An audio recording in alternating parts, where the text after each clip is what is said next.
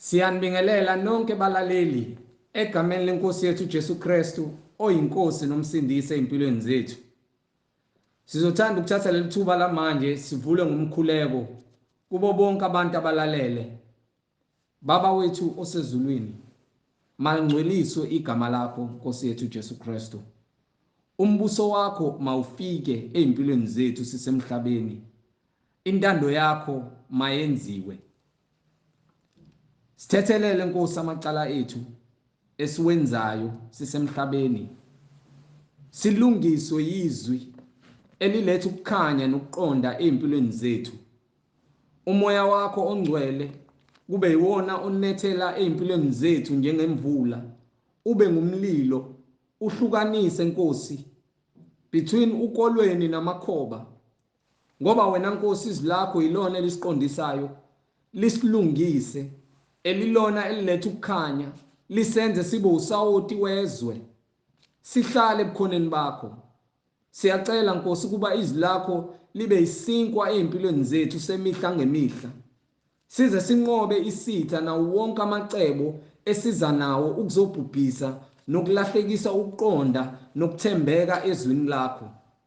Baba, sipha umoya wokuthembeka, amadlebe ethu athi mayezwe izwi lakho sibe nentokozo, size sinqobe yonke imisebenzi emibi, ngoba inyama iyakhohlisa umuntu emhlabeni. Kepha siyacela ngamandla akho nezwi lakho umoya ongcwele usiholele ekuphileni egameni lenkosi yethu Jesu Kristu oyinkosi nomsindisi empilweni zethu. Baba, lande nothando womunye nomunye, sazi ukuthandana, simelene nemoya edala ukuthi umuntu angamthandi umakhelwana wakhe. Simnqobe ngothando lakho Nkosi, hayi ngothando lomuntu kodwa ngolwakho Nkosi yethu Jesu Kristu, manje kuze kube phakade. Amen. Sizothanda ukuthi kubo bonke abantu abalalele njengamanje, ikakhulukazi labo bokukholwa abathi basindisiwe bona uJesu Kristu uyinkosi nomsindisi empilweni zabo, usheshise uthathe iBhayibheli lakho elikhona endlini. Mungenalo iBhayibheli kodwa likhona iBhayibheli kwindlu okuyona, sheshisa uthathe iBhayibheli. Muthi uyakholwa wena, sheshisa uthathe iBhayibheli. Mungenalo iBhayibheli uthathe ifoni yakho udownload i-app yeBhayibheli, kuze uzoba nokuqonda masivula imibhalo ukuba lokhu okukholelwa kukhona, lokhu wafundiswa khona, kuyikhona yini lokhu iBhayibheli elikushoyo. Amen. Inkosi uJesu mayivumile-ke njengamanje, angihambi ngedwa, ngihamba nomfowethu uMhlengi uZondi la. Over to you Nondaba. Amen. Siyamningelela bazalwane egameni likaJesu Kristu ongumholi webandla nongumsunguli webandla labangcwele. Amen. Umqali nomphelelisi walencwadi esiphilayo. Sibonga uNkulunkulu wethu esemazulwini ngomusa wakhe, kuba wetha wezemhlabeni waphinda ezulwini ukuze asindise thina. Siphila nje kungomusa kaNkulunkulu asinikile wona. Abaningi abanga-understand ukuthi umusa kanjani ngokuba bagcwele izimfundiso zabantu nabantu abadala, imfundiso zoyise, kodwa imfundiso kaNkulunkulu abayazi yena abayifuni. Amen. Amen. Siyambonga uNkulunkulu ngabaprofeti bakhe abangcwele abanikela ukuthi baphathe izwi lakhe balishiye kulomqulu wencwadi esifundayo namhlanje, ngokuhlakanipha kwakhe uNkulunkulu nangokuqonda kwakhe ongekho ongakuvimba nongakuhlola ukuhlakanipha kwaNkulunkulu. Yes Lord. Yileso sikhathi-ke sibonga uNkulunkulu ngabaprofeti bakhe abangcwele, siphinde sibonge uJesu Kristu ngabapostoli bakhe abangcwele okuyibo abasala nobufakazi obabulethiwe uNkulunkulu ngendodana, ukuze sazi izindlela zaNkulunkulu, sibe nesivumelwano esisha somusa, ukuze siphenduke sisindiswe ngamanzi nangomoya oyingcwele. Amen. Amen. Namanje ivangeli lokushunyayelwa elokuphenduka, Yes Lord, elokubhabhadiswa ngamanzi egameni likaJesu Kristu, bese kuba ukuthethelela kwezono zakho bese uma uhamba ngendlela yokukholwa uhlale ekukholweni bese wamngeliswa isiphiwo sikamoya oyingcwele. Amen. Siloke sithule lobo bufakazi ke ukuthi uNkulunkulu munye akanamphelekezeli akanambonisi. Ungibheke incwadi yesambulo chapter 1 verse 3. Akanambonisi, kuNkulunkulu ozimele njengokuba ke ekwenze konke ngamandla akhe, nathi sakhiwe ngomfanekiso kaNkulunkulu ukuze sikhazimule kuye, nathi akhazimule kithi, sikhazimulise igama lakhe, silidumise, siliphakamise, ngokuba yiyona kuphela into esingayenzela uNkulunkulu leyo, njengoba esho umpostoli Paul ethi masinikele imizimba yethu ibe ngumnikelo ohlanzekile no clean. Amen. Amen. Omsulwa phambi komehlo kaNkulunkulu, ngokuba yikho kuphela esikakwenzela uNkulunkulu lokho. So incwadi iyasivuselela, iyasitshela kwincwadi yesambulo chapter 1 verse 3 ithini? Ubusisiwe ofundayo nabo abawezwayo amazwi alesi siprofetho. Fanele ufunde ukuze uzwe, wazi, uqonde. Fanele ufunde uyobe sowubusiswa. Isona sibusiso esibalekile lesi, isibusiso esinye ongaqhamuka naso eceleni mhlawumbe sokuthi wena ubusiswe ngomfazi noma ngemoto noma ngezingane noma ngemali noma ngabe ubusiswe ngani lokho ucabanga ukuthi ubusiswe ngakho. Kodwa iBhayibheli liqhakambisa ukuthi ubusisiwe ofundayo amazwi alesiprofetho. Ubusisiwe ofundayo nabo abawezwayo amazwi alesi siprofetho. Ubusisiwe ozwayo nabo abawezwayo. So thina njengoba abantu sifundela abantu iBhayibheli, lokho kuyisibusiso esivela kuNkulunkulu. Lowo oluzwayo izwi angagcini ngokulizwa, ngoba incwadi kaJakobe isho njalo ithi singabi ngabantu abezwa izwi kuphela, kodwa masibe ngabantu abalenzayo izwi njengoba linjalo. Iyona into ebalekile ukuthi uma uzwa, njengoba incwadi iphinde futhi ithi izwi likaNkulunkulu, ukuzwa, ukukholwa kuvela ngokuzwa. And ukuzwa kwakho fanele uzwe izwi likaNkulunkulu. Thina umsebenzi wethu ukuthi sifunde izwi likaNkulunkulu, hayi ngoba naku mhlambe kujabulisa thina, ngokuba kubhaliwe phansi nakwincwadi kaJoshua chapter 1 verse 8. Sikhuluma ngezinto ezigcizelela ngokuthi izwi likaNkulunkulu lingasuki emlomeni wethu, ngokuba lowo kungumthetho kaNkulunkulu ukuze thina sihlale ebukhoneni bakhe. Incwadi uJoshua isahluko sokuqala verse 8. Yes sir.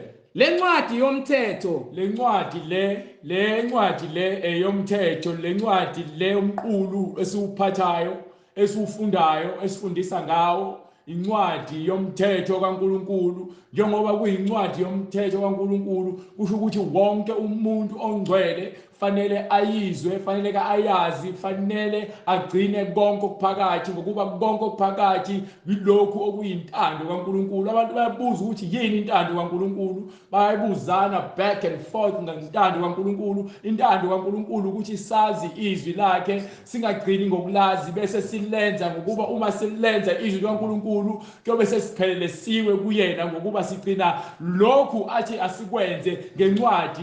Ngokuba ke uyazi ukuthi asibona bezwe siyizihambi, siyizikhonzi zakhe. Njengoba siyizikhonzi zakhe, thina singabantwana bakhe uma senza intando yakhe. Intando kaNkulunkulu akubona ukuthi wena ngomlomo wakho uthi uyamthanda kodwa ngezenzo ube umphika. Intando kaNkulunkulu ukuthi wena umthande ngezenzo, ulandele imiyalelo yakhe, uzithobe ngaphansi kwesandla sikaNkulunkulu. Bese emva kwaloko wena uba indodana nendodakazi ephelelisiwe uNkulunkulu, hayi ngomlomo wakho, hayi ngentando yakho, hayi ngokuhlakanipha kwakho. Hallelujah. ukuhlakanipha kwakho kuqhamuka kuNkulunkulu. Konke ofuna ukuba yikho kufanele kuvele kuNkulunkulu. Awukwazi ukuthi wena uzothi kuNkulunkulu kodwa wenza izinto ezenziwa yizwe. Incwadi iyaphika ngokuba iyasitshela nathi incwadi ibhalwe phansi lento le. Uma ukuthi wena imibhalo awuyiboni ngale ndlela esibona ngayo kusho ukuthi kuwena khona ukugula nokuphambana. Khona ungapheleliswa kwezinto uNkulunkulu ukuphambanselile ngokuba yini wazi inhliziyo yakho uyihlolile wabona ukuthi inhliziyo yakho ayilungile ukuthi ngaphatha izwi lakhe. So wasekwenza wena waphepheteka ekutheni uvaleka amehlo ube isibula. Ingakho abantu abaningi bephikisana neBhayibheli ngoba bafuna ukuthi iBhayibheli lenze intando yabo. Ithini incwadi? Le ncwadi yomthetho, Le ncwadi le eyomthetho mayingasuki emlonyeni wakho, mayihlale kuphi? mayingasuki emlonyeni wakho. Incwadi yomthetho kufanele ihlale emlomeni wakho futhi hayi i-hour, hayi mhlambe ngesonto noma umgqibelo. Thiwa le ncwadi le yomthetho kufanele ingasuki emlomeni wakho. Kepha ozindla ngayo imini, odlinza ngayo kusho ukuthi ngesingisi bathi ukumeditator, ngesizulu bathi ukudlinza noma ke ukucwaninga, uphile ngayo njengoba usuka udle isinkwa njalo ekseni uphinde udle idina njalo ebusuku. So uma ke uvuka ekseni kufanele ukhuleke kuNkulunkulu ngokuba uyazi ukuthi lokho kubhalwe phansi eBhayibhelini ukuthi wokhuleka. Uma sewuyolala uyakhuleka phakathi nosuku. Uma ukuthi wasithola isikhathi esanele uyalifunda izwi, mase uyolala uyalifunda izwi. Uma uvuka ekseni unomdlandla uyalifunda izwi, uyazinikela ezwini ukwenza kube umkhuba wakho njengoba abanye umkhuba wabo ukuvuka ekseni bahlisa ugwayi. Njengoba abanye ekseni uvuka ekseni bahambe bayobamba inkunzi. But uma sohamba ngezwi kaNkulunkulu uphila ngalo. Kepha ozindla ngalo, udlinza ngalo imini nobusuku, emini nasebusuku izwi uyalifunda. Ngokuba ke uma ungekho phambi kwencwadi fanele imibhalo iphile ekhanda lakho. Kufanele ukuthi uyibuka TV ngoba ibhalwe enhlizweni yakho. Washo uNkulunkulu wathi siyeza isikhathi lapho khona abantu ngiyobe ngizambula kubona bangazi imiyalelo yami ihlala enhlizweni zabo. So isikhathi manje lesi sokuthi ke isiprofethi segcwaliseka ukuthi uma wena uphila ngezwi fanele liphile ngaphakathi kuwena ngokuba umoya engcwele izwi lumoya engcwele. Ukuba uqaphele ukwenza njengakho konke ukulotshiwe, ukuze uqaphele konke ukwenza njengakho lokho kubhalwe phakathi eBhayibhelini. Fanele iBhayibheli uphile ngokulifunda imini nobusuku ukuze ungezi ukuzithola so wenza noma sophuma endleleni. Ingakho umshumayeli noma uKing Solomon ethi kwincwadi yeZaga, ndodana yami thatha le ncwadi noma othatha imiyalelo kayihlo uyigcine uyigaxe emqaleni uyithekeleze ukuze noma sowuphuma endleleni kubuyisele. Ngokuba yini? Ukwazi ukuhlakanipha kwaNkulunkulu nokumesaba uNkulunkulu ukuqala kwakho kokuhlakanipha ezindaba. So izinto ekumele sizenze lezi njengoba kuthi ubusisiwe isona sibusiso esingaphezu kwazo zonke izibusiso. Lo zibusiso ongaziclaima ukuthi unazo. Uma ungenaso isibusiso sokugcina izwi, konke lokho nakho naloko kusukelayo okubona njengesibusiso, ukuba nemali, ukuba nomsebenzi, uqala kuyisibusiso, akubona isibusiso. Wathi uJesu Kristu lokho kuyakunezelelwa. Izinto lezo ezenezeleliwe kuwena. But inhloso yakho ingoba iBhayibheli lithi funa uNkulunkulu nokulunga kwakhe. Funa uNkulunkulu nokulunga kwakhe. Amen. Ongiphe lo ncwadi yaMathewu. Hallelujah. Chapter 6 verse 33. Incwadi ngokukaMathewu isahluko 6. Yes sir. Verse 33. Yebo. Kodwa funani kuqala. Qala into emele sifune. Qali lapho qala usho ukuthi ke first of all ngaphambi kwakho konke into yokuqala ngqa ekumele uyifune. Qale ufune kuthiwa qala. Makuthiwa qala usho ukuthi it's a beginning. Yes Lord. Amen. It's a beginning or it's where you start. Yes Lord. Loqala khona ila khona okumele ukwenze. Yes Lord. ukuqala. Amen. Igama lilodwa liyakutshela ukuthi into ebalulekile ngaphezulu kwakho konke ukuqala. Yes, Lord. Ufune. Amen. Umbuso kaNkulunkulu. Kufanele ufune umbuso kaNkulunkulu kuqala. Yalela. Abantu abaningi bafuna ukushada. Yes, Lord. Umuntu wesilisa ufuna umfazi, umuntu wesifazane ufuna umkhwenyana. Kodwa uNkulunkulu abamazi, kodwa baya esontweni.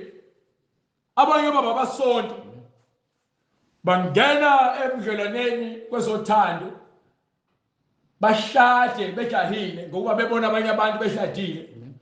Bayafika emshadweni abaze lutho. Umshado awulast ngisho unyaka, awulast ngisho u6 months. Ngokuba yini? Abazi ukuthi kusho ukuthini ukuba semshadweni. Abazi ukuthi kusho ukuthini ukuthi ke ube ngumkhwenyana noma ube umfazi.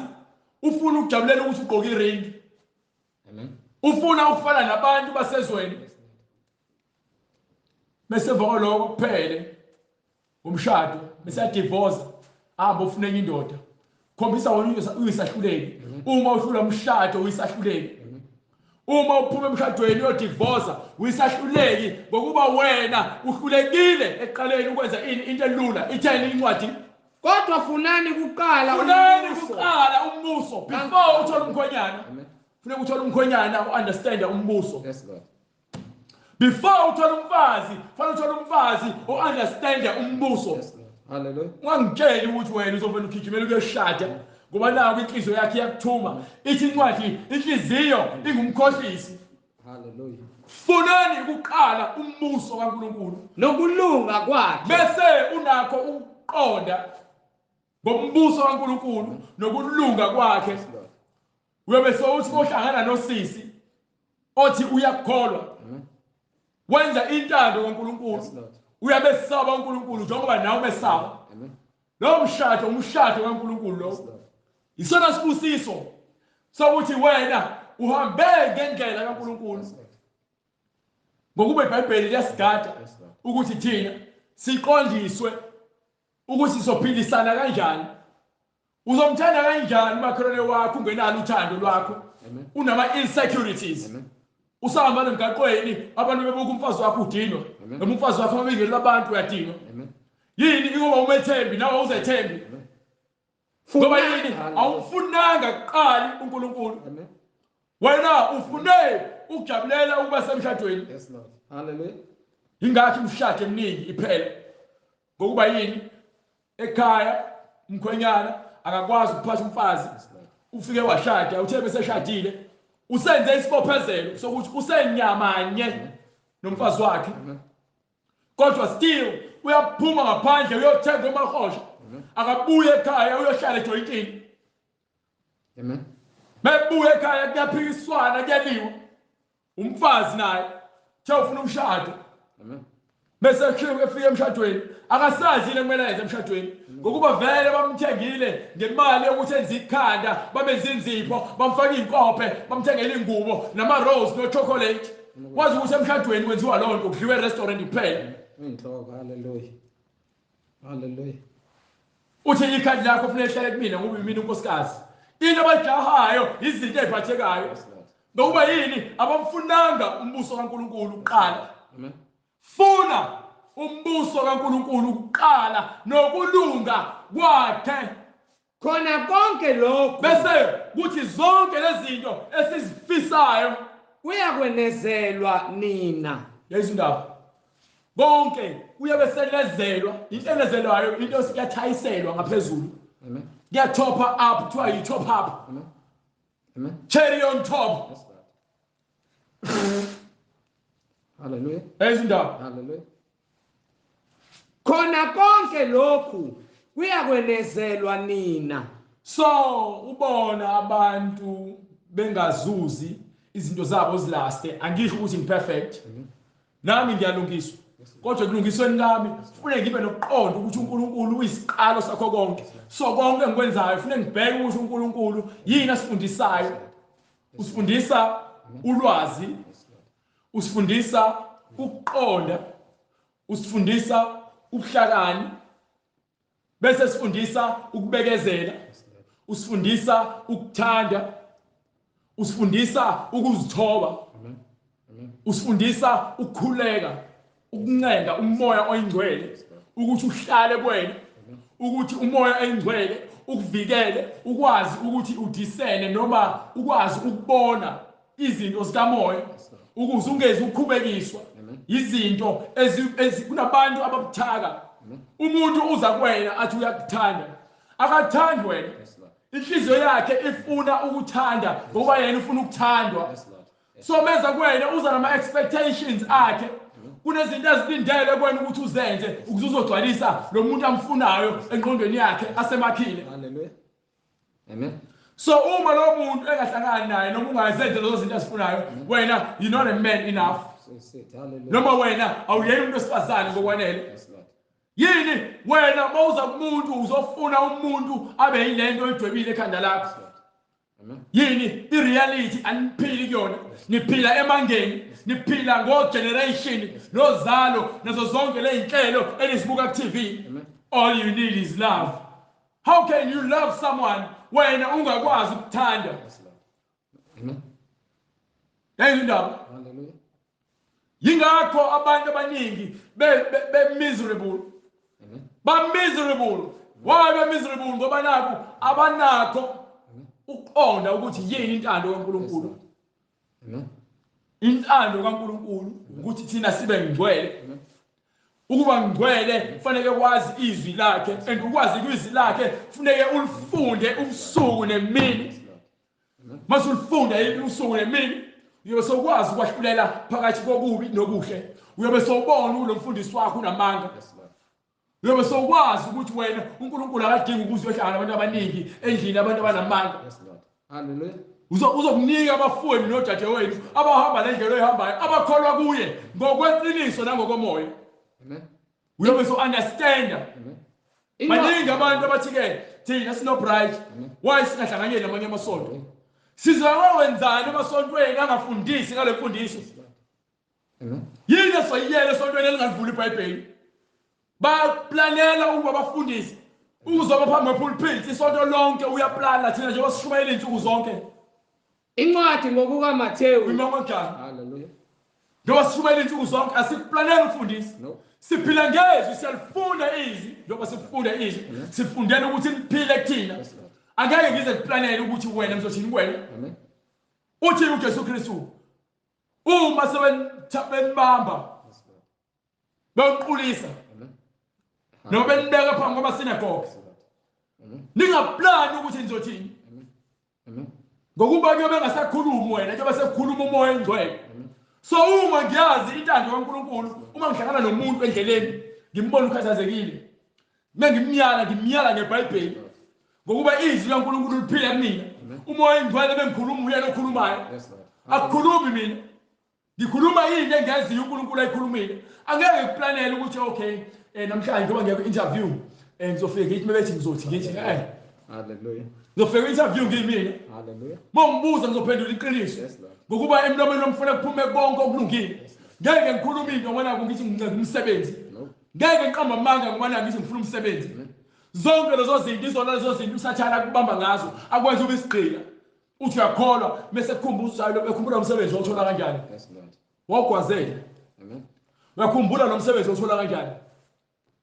Walala nalomuntu. Yes, Lord. Amen. Hallelujah. Yazi indaba. Amen. Yini ingokuba usathana ufuna ukunenza hlezi nisoleke ngasonke isikhathi. Hallelujah. Ngahlala ngasebenzi uma ngebangiqasha ngoba naku angifuni ukuthi ke ngikhuluma iqiniso. Amen. Ngiyahlala ngingayi emasonto laba ngoba ngeke ngilalele umuntu ekhuluma amanga ngeBhayibheli. Hallelujah. Fanele umuntu akhulume into ebhalwe phansi. Hlala ezwini. Yes, Lord. Izwi ungalifundiseki ulazi. Yes, Lord. Yini ingokuba ke intando kaNkulunkulu uyayenza and ukhathalele ukusindisa imiphefumulo yabantu. Uma ukhathalele ukusindisa imiphefumulo yabantu wenza noma ngabe yini ezwe abanye abantu ngokuba uyakopela. Awufuni ukopela ongcwele ukopela abanye abantu, kodwa incwadi yakutshela ukuthi ubusisiwe umuntu ofunda lamazwi nalawo owezwayo amazwi alesiprofethi. Amen. Amen. Ubusisiwe. So uma ungabanika abantu amazwi profeto uwaguqula uwenze afave wena ukuze wena ukhuthuza abantu. Wena uzolithetha libomvu. Uzolitheza unenkume. Give. Incwadi ngokukaMathewu isahluko sesihlanu. Yes sir. Verse 48. Yebo. Ngakho ke manibe ngabapheleleyo. Fanele thina sipheleliswe. Yima. Wo. Uma kuthiwa phelelani. Ngeke uvele uziphelelise wena. Hallelujah. Glory to God. Hallelujah. Ngeke uziphelelise wena. Uma kuthiwa manibe ngabapheleleyo sekukhulunywa ngomuntu okholwayo nomuntu ofuna ukwazi ukuthi kuyini ukukholwa nokuhamba ngendlela kaKristu. uKristu uNkulunkulu. Uma besikhuluma ngoKristu ukuthi wena sesiphambanisile ukuthi uKristu uyedwa ukuthi uNkulunkulu uyedwa. No. Hallelujah. Hallelujah. uJesu indodana kaNkulunkulu. uKristu yilo owagcoba le ndodana. iJesu uthi umsindisi Immanuela uNkulunkulu unathi. So kusho ukuthi indodana ubaba ukuyona. Indodana iwuyise. Ingakho ethi mina nobaba simunye. So bethi simunye ngeke ukuhlukanise. Inyama indodana kodwa umoya okenyameni uyise. Ingakho kuyinto eyodwa. Njengoba nakumina mawubona awuboni umoya wami. Uyabona umoya wami? Uyabona namagabe ngaphimiselayo uyakwazi ukubamba ngezandla. Uma ungakwazi ukubamba kanjalo naKristu. Amen. uNkulunkulu wehlela kuyena wahlala kuyena wangena kuyena waphila kuyena. Njengesimo seJob. Hallelujah. Yayizwa indaba. So uma ephila kuyena izwi likaNkulunkulu uma liphuma kwindodana uKristu liphuma kuNkulunkulu. uNkulunkulu okhuluma kwindodana. Lizwi waba inyama. Hallelujah. So ulizwi uma aba inyama noma waba senyameni ulizwi waba senyameni.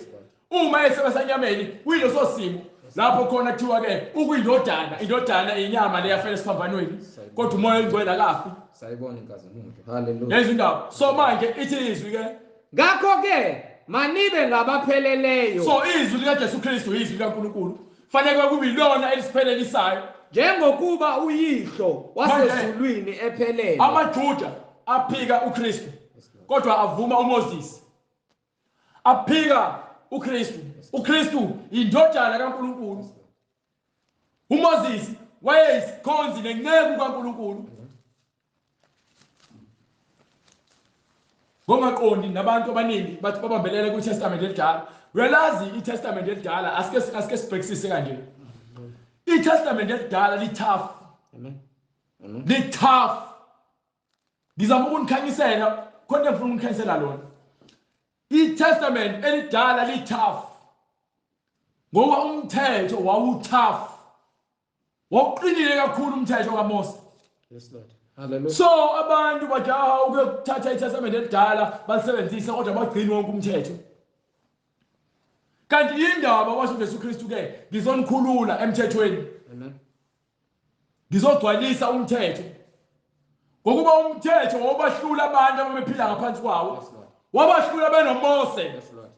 Amen. Bebhalelwe yonke into phansi. Baqhubeka bona. Yes Lord. So manje uma uzogcwalisa umthetho noma wena ukhululwa emthethweni ukuthi zonke izinto ebezenziwa ngaphansi komthetho okunjengokuhlaba. Amen. Amen. Ukusika ijwabu. Amen. Ukugcina isabatha. Yes Lord. Yini nokugcina lensuku zokudla. Amen. Zonke lezo zinto seziyayekwa. Ziyekelwa ukuthi ngomanje abantu baziphambanisa. Yes Lord. Ngoba phela uma abantu bebagcina isabatha bamba ngomthetho kaMose ukuthi usuku nosuku ufune kuhleze kukhona behlabela ama sacrifice noma wakwenza ufune babe nealtar njengoba yayikhona ialtar eyakhiwe uMoses noma iTabernacle eyakhiwe uMoses behlaba zonke izinsuku ekuseni nantambama. Funa ngabe siyayibona iTabernacle inkanjalo. Imfundiso. Hallelujah. Funa ngabe ne-high priest ofana noAaron. Yes Lord. Funa ngabe kunomprofethi wakhona obatshela izinto ezikaNkulunkulu osonke isikhathi okhombisayo ukuthi abantu banamanga umthetho sikhululiwe kodwa. Amen. Sikhulule ukuze thina ke siphile ngaphansi komusa. Uma sikholwa noma sisoka izinhliziyo zethu ukuthi inhliziyo zethu ihlukane nesono. Umusa ukuthi manje uyakwazi ukuphenduka awungeke usabulawa ngoba umthetho ukuthi uma wonile uyabulawa. Sonile bamandleni enu. Khona izifebe, khona izidakwa, khona abaphuzayo, khona abaqamba amanga, khona amasela, khona abathakathi. Ngokomthetho bonke labo bantu kumele bagxoxwe ngamatshe. Ngalokho abantu abasagxoxwa ngamatshe abasalekiswa emthini. Ngoba uJesu Kristu wakwenza abangane waqeda ngalezo zinto. Zonke izinto ezazenziwa ngokomthetho uJesu Kristu wazigcwalisa zaqedwa. Yes, Lord. Wena into okumele uyenze ingakho sithi akekho umuntu ofanele ukubulawa omunye umuntu. Akekho ngoba yini uNkulunkulu uthe imini umphindiseli. Yes, Lord. Don't kill. Ungabulali. Yes, Lord. Ngoba yini nonke nizoni liyesho nje incwadi. Yes, Lord. Bonke bayizoni ngibhekile phansi bonke. Akekho ofuna ukwenza okuhle. Amen. Bonke bonakele. Yes, Lord. So uzombulala kanjani omunye umuntu wena na ube kuyisoni? Ingakho ivangeli lithi ke akushunyayela ivangeli lokuphenduka ukuze abantu babone ukonakala kwabo balungiswe ngokuba sonke simele ukulungiswa. Ngoba uma sesilungisile saphenduka uNkulunkulu yobe sezigcwalisa kuthina asilungise asifundise indlela zakhe sambe ngobungcwele siphile ngobungcwele umoya oyingcwele aphile kuthina. Yes, Lord. Hallelujah. So manje ngeke ungitshele wena ukuthi uphila ngaphansi kwe-Old Testament. Mawuphila ngaphansi kwe-Testament, kwe-Old Testament noma kwi-Testament endala wena uyazikhohlisa and uyisibula ngokwenza njalo. Amen. Bafuna ukuphila ngaphansi kwe-Old Testament kodwa abazi ukuthi yini ekumele yenziwe ngaphansi kwe-Old Testament. Abazi ngoba yini khona izinto ezibajabulisayo abafuna ukuzenza ezikhohlakala. Hallelujah. Ngeke uze umrobhe uNkulunkulu. Amen. Yabuza incwadi uNkulunkulu umuntu angamphanga yini uNkulunkulu? Hallelujah. Bafuna ukumphanga uNkulunkulu. Ngoba phela ke wawuthi mawulashiwe uhambe uyonikela ngethuba esontweni kumfundisi. Yes, Lord. Manje sebekunika izwasho ubani lokho kukuphi kwi-Testament endala lokho ukuthi abantu banikwe izwasho. Banikwe intambo. Ayikho. Kuyaze kube nini? Nimanika. Nifuna ukudlala nhlangothi zombili. Awukwazi ukukhonza uNkulunkulu nemali. Yes, Lord. Awukwazi ukukhonza uNkulunkulu nemithi. No. Awukwazi ukukhonza uNkulunkulu nokufebe. Awukwazi ukukhonza uNkulunkulu nokudakwa. Awukwazi ukukhonza uNkulunkulu nokuqamba amanga nokubulala. Ngokuba ithi incwadi yilo lelizwi esalizwe eqaleni. Amen. Amen. Uma sithi uNkulunkulu siye ekukhanyeni ngoba uNkulunkulu ngukukhanya, uNkulunkulu akukho omnyama. Yes, Lord. Ngeke uze udlale neBhayibheli uthi wena uzophumelela. Amen. Ngoba uthi ke impindiselo ngeyami isigcino yimina. Ngokuba ethi mina ngingumqali nomphelelisi. Ube umqali nomphelelisi kuze ukuphethe konke. So nina ni busy niyarobhana, niyakhohlisana, niyaluthana, niyabumbana. Nenza nopopayi. Ngokuba yini ngithanda ukujabulisa inyama. Ngoba yini abafundisi benu abathunyiwe. Ngokuba yini abapostoli benu abapostoli bamanga. Ngokuba yini ababishop benu ababishop bamanga. Bantshela ihlabelana amadlozi. Bantshela ukuthi ihlabelana amadimoni. Bantshela ukuthi hambani ofuna izangoma. Bantshela ukuthi hambani. Hallelujah, glory to God. Basihambani ofuna impepho. Hallelujah. Badlala ngani? Bantshela hambani olanda inkukhu kwakufuneka inkukhu emnyama nemhlophe ukuze khanye into zakho. Amanga lawo. Amanga lawo. Lethi iBhayibheli ufika unqunzu hamba unqunu. Yebo ufika unqunzu hamba unqunu. Ufike ngamandla kaNkulunkulu. Munye kuphela kumele adunyiswe. Mawusudumisa abantu abafile wena ithi ke emthethweni nasebufakazini. Labo abakhuluma lezo zinto abanakwazi. Hallelujah. Hallelujah, glory to God. Abanakho ukwazi. Abantu abakuthumela ukuthi lezi zinto iyasho incwadi nje. uJesu Kristu ke. Qaphelani nibheke konke okukhulunywa abaFarisi okunye nikwenza. Fanele uqaphele ubheke. Ngokuba emlomeni kaSathane uphuma into eright nento engalungile. Yasho nje incwadi uthi kumthombo munye kuphuma amanzi anosawoti namanzi amtoti. Kwenzeka kanjani? Ngokuba lo moya nomlomo lo esibusisa ngawo uNkulunkulu ilo mlomo lo esiphinde futhi siqalekise ngawo abantu sithuke ngawo abantu. Awukwazi ukuthi masawukholwa ungcwele wenze lezo zinto. Fanele kuvuleke uqonda ukuze wazi ukuthi yini ekumele iphume emlomeni wakho, yini ekumele ukhulume nomakhelwane wakho. ukuze umlomo wakho ube umlomo wakhayo, umlomo ongcwele. Ngeke uze umlomo ube ngcwele inhliziyo yakho ingekho ngcwele. Ungane kutshela uJesu Kristu ukuthi akuyona into efaka emlomeni engcolisa umuntu, kodwa izinto abantu abazikhulumayo, izinto abazicabangayo, abazihlinzayo. So uma udlinza ngenzondo, emlomeni wakho uzophuma inzondo. Udlinza ngokufebe, izenzo zakho ukufebe. Ngisho ukhuluma nomuntu wesifazane, uyamkala ngamehlo, uyambheka. Yini enhlizweni yakho kugcwele umoya wokufebe, ucabanga izinto zokufebe. Understand? Yes, Lord. Hallelujah. Yini? Incwadi uJeremiah isahluko 23. Yes sir. Verse 16. Usho kanje uJehova Sebaothi. Ukhuluma uJehova Sebaothi. Uthi ningawalaleli amazwi abaprofeti. Ningalaleli amazwi alabaprofeti beni bamanga. Abaprofeta kini. Baprofeta kini. Banifundisa okuyize. Bafundisa imicabango namaphupho abo nezinto ezifuna inhliziyo zabo. Bakhuluma imibono yenhliziyo yabo. Bakhuluma yini? Bakhuluma imibono wenhliziyo yabo. Umuntu okhuluma umbono wakhe. Khona umbono kaNkulunkulu oqhamuka kuNkulunkulu, uthi uNkulunkulu lo muntu ongumprofeti wami, uma ekhuluma izwi eliqhamuka kumina kufanele lenzeke. Uma ekhuluma izwi lingenzeki, lo mprofeti akuyena wami. And ukhuluma ngabantu ababethike babebusa. Abaprofeti bakhe ngibe. Hallelujah. Kungengokuvela emlonyweni kaJehova. Akuphumi kuNkulunkulu. Umuntu othi-ke fanele ulanda izinkukhu eziwu-3.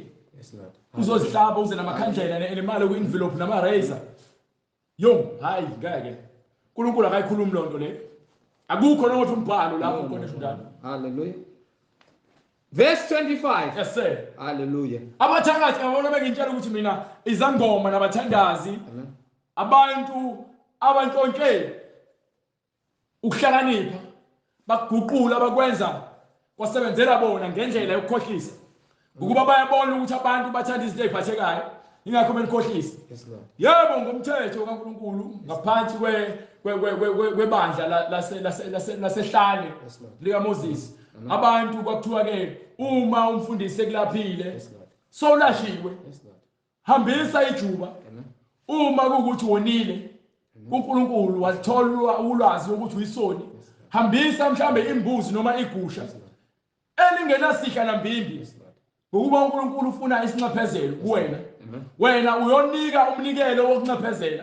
Uma unokudla okuningi uyahamba uhambisa kubafundisi. Wena uyonikela umnikelo wokudla. Ngoba yini unakho kuningi uyonikela uyobonga futhi uNkulunkulu. Yayizona yakunesizathu. So zonke lezo zinto asenziwe. Ukunikela unganikela esontweni ngokuba ke kuthiwa kufanele sinikele okweshumi.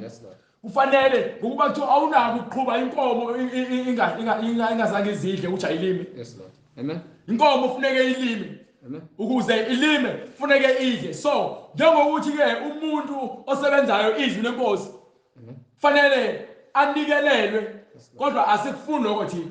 Ngokuba yini sigwema lokho ukuthi singabi nasoleke emehlweni enu. Yes Lord. Hallelujah. Uma unikelela umsebenzi wenkosi not umhlengi. Amen.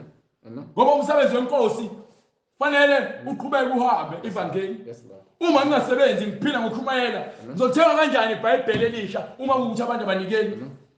Ngizokwazi kanjani ukuthi nginike abantu abangene sobodla kanjani abantu abafelokazi nezintandazi abantu abangasebenzi nezalukwazi? Uma ukuthi abantu bayasebenza kodwa bafaka amaphaketheni abo kuphela. Bonke kusebenzelana kube kuhle kuNkulunkulu. Yes Lord. Kodwa ngenxa abafundisi bamanga abathanda inzuzo benza wonke amacebo ukuze bangene amaphaketheni enu. Ngeke uzukubone lo ngoba uthanda yena ngaphezulu kwaNkulunkulu umfundisi wakho. Inkinga yeni leyo? Ngizwile ukuthi bathini abaprofeti. Ngizwile ukuthi bathini abaprofeti bamanga. Abaprofeta amanga egameni lami. Baprofeta amanga egameni likaNkulunkulu. Bethi ngiphuphile. Ngibe nephupho. Batshela lo nto namanje. Ngibe nephupho namhlanje. Kwenze ukuthi bajabule abazalwane ngoba kusho lo muntu ongikupulpit. Ingenzeki lo nto bakhohle ukuthi wayikhuluma. Kodwa icela lakhe libhaliwe ezulwini ukuthi wena uqamba amanga uqambela abantu. Sakhe isonto elikhulu bazalwane ngilibonile. Ngoba yini ufuna ninikele kakhulu. Lokhu koze kube nini? Bantshela imbono yabo. engaqhamuki uNkulunkulu. Lokhu kwaze kube nini ezinhlizweni zabaprofethi? Bazalwane, ngibe nesibonakaliso. Ngiphuphe ngihamba ngemoto entsha. Bazalwane, uNkulunkulu isibangaliso. Isonto. Hey, yazi bazalwane, utheme ngikhombisa wathi abazalwane bakho uma benganikela kanje uzozibona izinto zesontweni ziyoshintsha nempilo zabo ziyobusiseka. Yawezwa manga le yesonto abazalwane bamanje babanjwe ngale yesonto ukuthi isonto elisosonta kulona abazalwane baningi. So manje zonke lezi zinto zingamacebo ukuthi bangene emaphaketheni enu. Yes Lord. Saphela. Ngaleyo ndlela leyo konke owenzayo kwenza ngegugu lokuthi wena uma unikela uthola isibusiso ngoba wakunikelile. Kodwa iBhayibheli dololo. Amen. Imfundiso kaNkulunkulu dololo. Yes Lord. Ngokuba ke ninikela ngama-1000 awunankinga ukufika umfundisi wakho nentombazane ojola nayo namhlanje.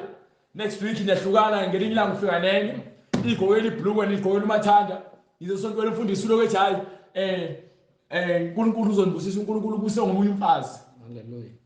Niyaqhubeka nisukufela esontweni yini? Amen. Ukukhohlakala kamfundisi kusezingeni liphakeme usekuthelele nina. Ingakho kuthiwa incwadi uma impumputhe ihola izimpumputhe zonke ziyeweni. Yes Lord. Ngeke uthi uyakholwa ungitshela ukuthi wena iBhayibheli awulazi ngisho ivesi elilodwa. Amen. Mowazi ivesi wazi le vesi ezokutshela ukuthi ke wena asikho isikhali esakhiwe esingamelana nawe. Amen. Hallelujah. Yona kuphela into yaziyo Amen. ukuthi kusuke kwenze njani uma kunjalo awazi. Amen. Awazi. Amen. Yini? Gcwele abafundisi bamanga. Gcwele abaprofeti bamanga. Gcwele uvuthu labantu abamele Hallelujah. ukusebenzela usathane. Bamelene nezwi kaNkulunkulu. Abafuni ukuthi balalele bezwe izwi kaNkulunkulu. Ngokuba yini? Bafuna ukusebenzela izisu zabo. Incwadi kaThethesi izisho ithi labo basebenzela izisu zabo balambile. Yes Lord. Ezindaba. Amen. Ngiphi incwadi uJeremiah uya manje. Hallelujah. Lokhu kwaze kube nini ezinhlizweni zabaprofethi abaprofeta amanga bengabaprofethi benkohliso yenhliziyo yabo. Yaze kube nini? Shembe. Yaze kube nini? Hallelujah. Baptist Church. Yaze kube nini? Roman Catholic Church. Yaze kube nini? Luther. Yaze kube nini? Ekhwayeni amantombazane agqoka igqebhezana afaka amawigi. Yaze kube nini? Amantombazane ekhwayeni afake izipho. Ngcola bukho. Bafaka phaka bami kwi-altare bayacula. Yaze kube nini? Babishopi. Yaze kube nini? Niqamba amanga nithi abantu besifazane bangashumayela. Amen. Yaze kube nini? Nina bafana balala bodwa bese nivula amabandla nithi nobafundisi. Nifundisa ngale iBhayibheli ngokuba uNkulunkulu uthi ke izwi lakhe aliguquki. Yes Lord. UJesu noNkulunkulu namhlanje naphakade. Amen. Uma izwi lakhe lithi amadoda angalalani wodwa umuntu owenze njalo uyisinengiso kuNkulunkulu uyisiqalekiso. Yes Lord. Limile iBhayibheli akukho lekho uNkulunkulu angabuya ekhona kulandulele akuniki isizathu sokuthi ulale nomunye umuntu ubulawa yinkanuko. Umfundisi wakho uma ukuthi ufuye izitabane esontweni akashumayeli ngokubayeka kuba izitabane naye kusho ulala nazo. Abacabanga ukwenza ukuba abantu bami benza abantu bami ukuthi bakhohlwe igama lami ngamaphupho abo. Amaphupho abo are empty. Amaphupho ayizeleze. Amaphupho angenamsebenzi. Amaphupho angenalutho. Amaphupho angaqhamuki uNkulunkulu. Amen. Benza abantu baNkulunkulu ukuthi bakhohlwe yizwi. Amen. Izwi lithi phila ngalo ubusuku nemini. Yes Lord. Wena sawukhohliwe yizwi. Amen. Sawuphumile endleleni. Yes Lord. ngenxa yomprofeti onamanga okhuluma amaphupho akhe athi ngiphuphile Amen. Twakaza kube nini Yes, Lord. laba prophet beni benikhohlisa nivuma nani Yes, Lord. nidansela iziginci zabo bantshela ukuthi ikhumulana abafazi benu babenqunu babawashe niyabakhumula Hallelujah. ngezindaba bantshela bazothandazela abafazi benu mabafike eyedwa niyamjajela umfazi wakho Amen. lesikhohlakala sikamfundisi umfazi wakho sephendula isikhohlakala Amen. nithi abafundisi benu abafundisi banesithembu ukuphi umfundisi onesithembu leBhayibhelini ngifuna oyedwa ngifuna oyedwa umfundisi kaNkulunkulu onesithembu Yes, Lord. leBhayibhelini Amen. Amen. ngifuna umbhishophi oyedwa le encwadini engcwele othi unesithembu Amen. ngiyamfuna Amen. ngifuna umbhishophi oyedwa noma umfundisi noma umpristi noma umpostoli ohlabela amadlozi Yes, Lord. ofaka iphandla ngiyamfuna Bible isisekelo kuze kube nini Amen. nidlala abantu benikhohlisa ngiphe incwadi kaThithu chapter 2 from verse 1 Hallelujah. yes sir Incwadi yompostoli uPaul kuThithu. incwadi yomapostoli Pawulu uyithumela kumbhishophu uThithu Isahluko sesibili verse 1. isahluko sesibili verse 1 Kepha wena khuluma lokhu. ithi incwadi epha wena umpostoli Pawulu ukhuluma noThithu Yes, Lord. lento ekhulunywa umpostoli Pawulu uThithu nakumina uyangitshela ukuthi angikhulume ukuba ke konke okubhaliwe ngaphambilini kubhalwe thina Yes, Lord. ukuthi ke sifundise ngakho Lord. sifunde kukhona ukuze sibe nokuthemba nokukholwa Amen. Qonda. Hallelujah. nokuqonda kube khona bese kuba ngena ukuhlakanipha wazi izwi likaNkulunkulu uphile ngalo Hallelujah. so uthini umpostoli Pawulu Kepha wena khuluma lokhu okufanele yinto okumele ikhulume into enjani okufanele isifundiso esiphilileyo isifundiso esinjani esiphilileyo ngeke ungitshela ukuthi isifundiso esiphilileyo umuntu engafundisi ngento ebhalwe phansi eBhayibhelini ezikhulumela amaphupho akhe iphupho lakhe kufanele lihambisane nephupho elaphushwa omunye abaprofeti angithi manje usomprofeti yena Amen. akafana abanye abaprofeti akakhulume ulimi olulodwa nabaprofeti wayekhuluma izinto eziwangala izinto ezibambekayo izinto eziphathekayo izinto engenamsebenzi eziyinzuzo kuphela kodwa ezingaphathelene nezwi eliphilileyo izwi eliphilileyo liphilile ngokuba izwi liyaphila liphila kuwena linamandla izwi Hallelujah. Hallelujah.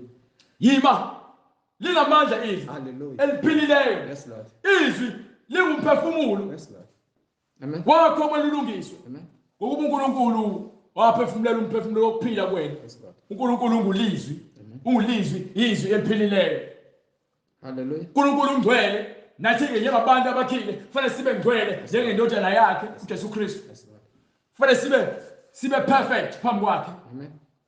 ngitshela kanjani ukuthi umuntu uperfect kodwa wena uyahlaba kwenzeka kanjani ngoba yini umfundisweni akanalo izwi eliphilileyo kwayena uholwa inkanuko uholwa umoya wokudukiswa Hallelujah. usebenzela usathane ngamalengiso ngiphe Isifundiso esiphilileyo sokuthi amadoda amadala mawabe ngazithibayo. lezi ndaba engathi uNkulunkulu ufundisa yini ukuzithoba umuntu omdala ebandleni likaKristu amadoda amadala obaba amadoda azithibayo awaphuzi awabhemi awaphingi Yes, Lord.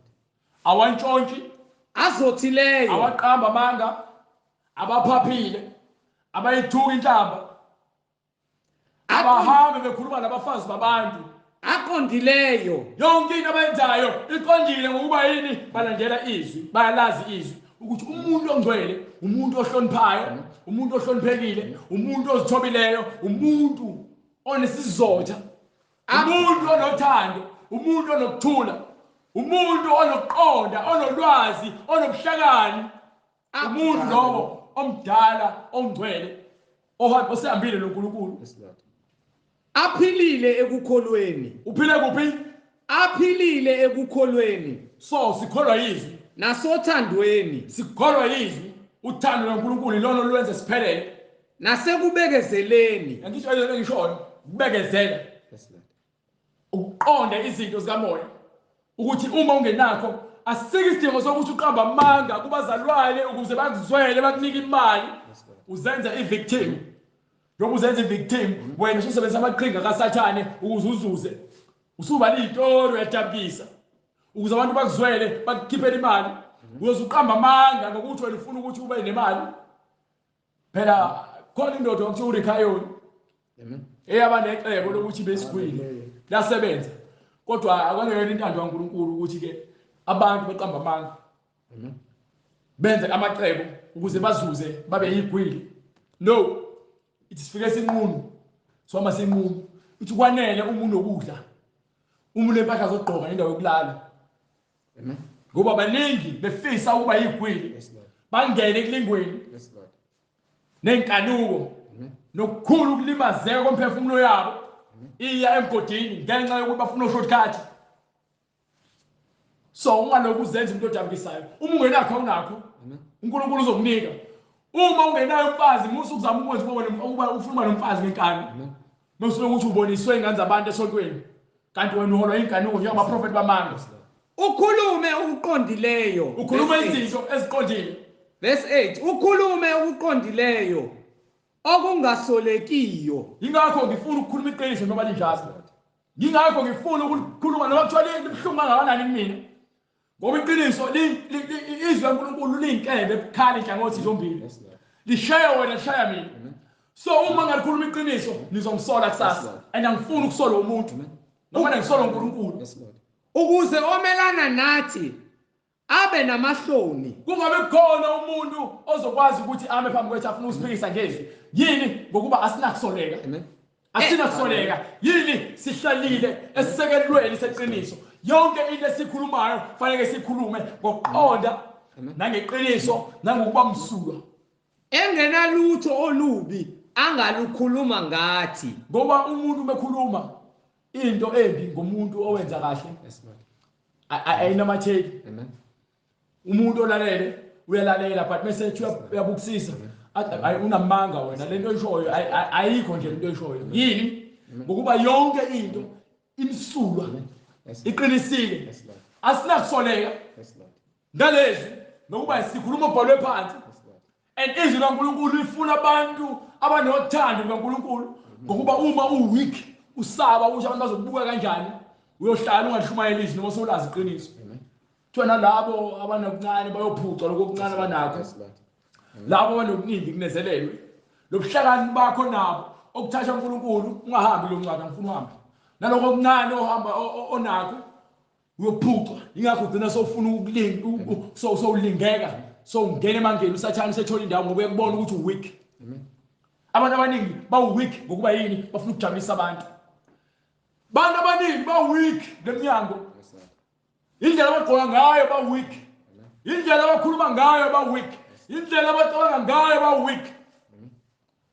Yini bafuna ukujabulisa abanye abantu bazothina abantu bangenza kanje. Bazothina abantu hayibo abantu sebegqoka ngendlela engasile. Mina ngisagqoka kanje ngisasele ngemuva. Ngamane ngibe inyoni nokuthi ngibe isilime esibhubhayo. Ngamane ngibe isithingithingi sikaNkulunkulu ngoba isithingithingi sikaSathane. Hallelujah. Sathane akanandaba nawe. You understand? So uma ke sikhuluma izinto thina abantu abakholwayo fanele sikhuluma izinto eziqiniso nezinto eziqondile ukuze umuntu oyisitha sikaNkulunkulu angabi nayo into azoyikhuluma ngathi afuna ukusola. Yes Lord. Noma into embi azoyikhuluma ngathi ngokuba yini uyazi inhliziyo zethu zimsulwa. Yes Lord. Siphelele. Esontweni ubona abantu behlebana ngoba yini izwi laNkulunkulu alikho khona.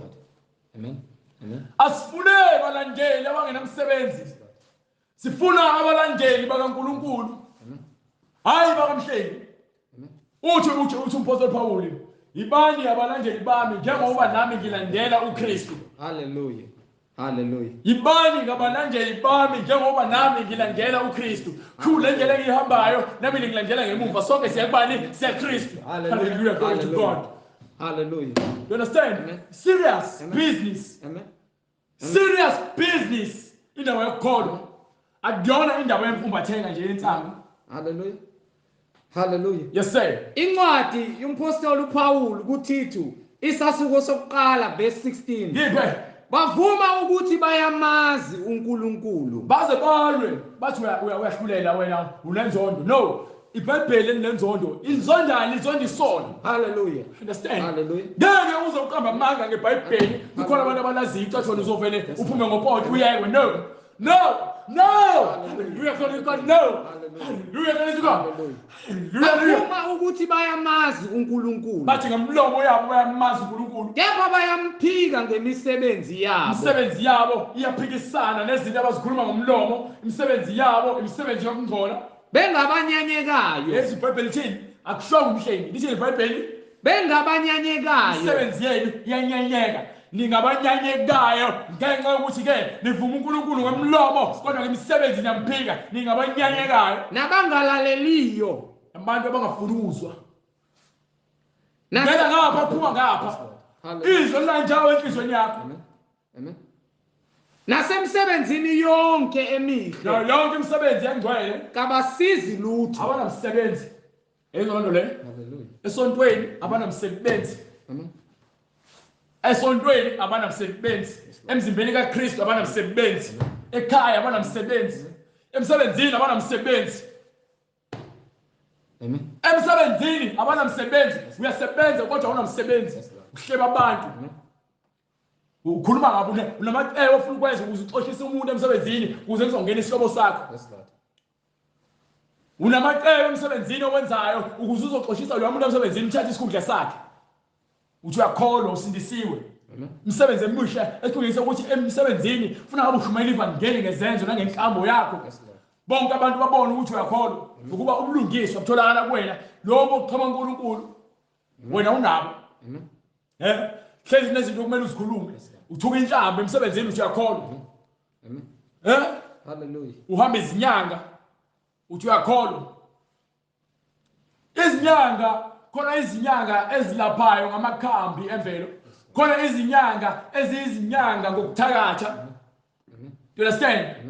Ngokuba incwadi yenye ya Ecclesiasticus iyakhuluma ukuthi ke kwakukhona abantu abayinyanga ngokuba abantu abayinyanga banyanga abantu ukuthi babalaphe ngamakhambi emvelo. Kodwa ungathembeli amakhambi emvelo. Ngokuba nabantu abalapha abantu kwabona kufanele bakhuleke kuNkulunkulu. amen iBhayibheli lisinika yonke into mina ngeke ngize ngigrobhe. yes lord Ukuba yini ngifuna ukuthi ube nokuhlakani lokuqhama uNkulunkulu. Mthande uNkulunkulu ngokuqonda. hallelujah Ungamthandi ngomlomo kodwa imisebenzi yakho ibiphambene. Ngiphe chapter 2. hallelujah Funa siqede lo ncwadi manje. incwadi yompostoli uPaul kuThithu isahluko sesibili Yes sir. verse 2 Waqala phansi manje. verse 3 kanjalo nabesifazane abadala Kanjalo labasifazane yayizwe manje lapho liphuma kwabantu besilisa. yes lord Yakubantu besifazane. yes lord Abantu besifazane esontweni abanye abayazi indima yokuba umuntu wesifazane ebandleni. amen amen Ekhaya akayazi indima yokuba umfazi. amen Ingane zabo ziyefana nabo. Njengoba nezingane ezinobaba abangazilutho ngokuba ubaba onokuhlakanipha kwaNkulunkulu abazilutho. Ingakho umuntu egcinisela ethi ugwayi nobaba wakhe besherisha ugwayi. Ingakho besherisha ibhodlela likaBhiya. Ingakho besherisha amantombazane befeba bobabili. yes lord Ngoba yini? Abakho ezwini izwi abanalo. Imfundiso ephilileyo ayikho kubona. Kodwa bavuka bonke bayesontweni. yes lord Umfana besedakwe isipinofu phansi uma wakhe. Ingakho bethi uma phansi unina. Sekuvuka ukhohlakala athi into zikababa lezi. Kampilo asekho. yes lord Isimilo sishabalalile kubantu ngenxa yokuvumela uSathane ukuthi abuse emakhaya enu. yes lord Sathane usebenzisa ama devices amaningi kakhulu. Usebenzisa ababusi balelizwe. Usebenzisa OTV, usebenzisa amaphephabhuku, usebenzisa labo Facebook nalabo WhatsApp benu. prophet hallelujah Imfundiso hallelujah Dukisile uSathane. Kuwese esengena esontweni ngoba usebenzisa abafundisi. Ngeke asebenzise umuntu osebandleni. Usebenzisa umfundisi. yes lord Kufika uSathane ngentombazane enhle. Umfundisi ajuluka aconsa amathe. Lengane ithi izosindiswa. Ifika ikheshi uNkulunkulu. kodwa njalo lengane ifike ihlala ngaphambili kumfundisi ingaqhuki. Kanti ke safikile usathane uzofuna ulengane isala ethandazeni lengane izomfenza umfundisi uzowa ekholweni kwakhe. Demoni lisebenzisile ingane yini abakwazi ukukhuluma namademoni abakwazi ukwakhipha amademoni. Ngoba esontweni kugcwele abantu besifazane abafaka amawigi abasebenza izipho abagqoka izikete ezincane abafaka umcwebe ne-makeup. Kuyaphi lokho esontweni? Ngokuba isonto indawo yabantu abangcwele. Umuntu ongcwele usimple. Njengoba uNkulunkulu wadala umuntu ngomfanekiso wakhe. Asike isidingo sokuthi ufake into ozoyinezezela ukuze wena ubukeke. Ubuka ubani? Ngoba wena ufuna ubuka uNkulunkulu. Nifuna ukubuka nibuka ubani? Ngoba ufuna ubuka uNkulunkulu. Ingakho kufanele nigqoke ngendlela ehloniphekile. Ingakho kufanele niziphathe ngendlela ehloniphekile. Ingakho kumele uziqoqe esontweni ungakhulumi lutho ngokuba ke umthetho awuvumi. Elindaba ithini ingcwalo ngonosifazane? Kanjalo nabesifazane abadala. Abesifazane abadala mabaziphathe ngokufanele abangcwele. Baziphathe ngokufanele abanjani? Abangcwele. Uziphatha ngendlela engcwele indawo enjani? Kusho ukuthini ukuthi ungcwele? Bangabi ngabahlebi. Yezindaba. Kuyukuthi wena ukhuluma ngomunye umuntu. Angikhathali uma uthi ukhuluma kahle noma ukhuluma kambi. Engqondweni mawaqala nje kuyeke. Hallelujah. Hallelujah. Indaba ukukhuluma ngabanye abantu nje angifuni. Yes Lord. Amen. Ngoba neBhayibheli lifuni. Yes Lord. Hayi ukuthi angifuni ngoba naku mhlambe nginenkinga. No. uNkulunkulu into angayifuni. Why kumele ngiyifune mina? Amen. Yini kumele ngingalaleli mina iBhayibheli imfundiso ephilileyo? Ekuyiyona ebusisiwe. Amen. Ngifuna ukuzolalela umuntu ozongitshela izinto ezikhohlakala. Yes Lord. Amen. Noma uyangitshelela ngalomoya, uyangingena lo moya manje ngoba ufuna ngiphendule ngento ayikhulumayo. And bese ngiphendula mina sengimoya munye nalo muntu ohlebayo. Amen. Yazi indaba? Yes Lord. Abona ama gathering enu noma lo budlelo yini bathi umfela ndawonye enwenzayo wetiye. Niphuza itiye nje nikhuluma nabanye abantu. Ngoba into ehlanganisayo nina ukuthi menize ebadleni niyahlangana niyacula bese ngicula niyakhuleka bese kuphela lapho niyavalelisana ngekhaya. Ningakhuluma ke ngempilo yenu ukuthi hayi ngiyaphila ekhaya basaphila kube lokho. Mebaqala wathi hayi uMadlamini uthe sekonakele. Hallelujah. Usathane ungene. Hallelujah. Yaqala manje. Yazi uMadlamini ongihlangane naye namhlanje ungitshela umhlolo ukuthi ke yazi phela uma sithole ubonakale hayi bo wemama kahle bo. Hallelujah. Thiwa indaba noma ngithiwa ikhisa kangakanani manje ufe nayo. Yes Lord. Ngokuba umuntu ongakwazi ukuvala umlomo wakhe uhambe thulula zonke indaba incwadi ezakhe ngizoyithola leyo ncwadi yongitshela. Lungisa indaba yakho noJesu. Lungisa indaba yakho noJesu kuphela. Hallelujah. Yeke ukuhamba lokufuna ungavuza indaba ongazazi ngokuba lonto leyo igama lenkosi lahlambalazwa ngenxa yabantu abathu bayakholwa kodwa benza izinto ezikukhohlakala. Ukukhohlakala kudinga ukuthi wena uzuphathe imithi noma ufebe. Ukuhleba kukodwa ukukhohlakala. Amen. Umoya lo onzima kakhulu. Ngoba umoya oza nomoya wamanga. Umoya oza nomoya ukuthi wena ufuna ubukeka umuhle.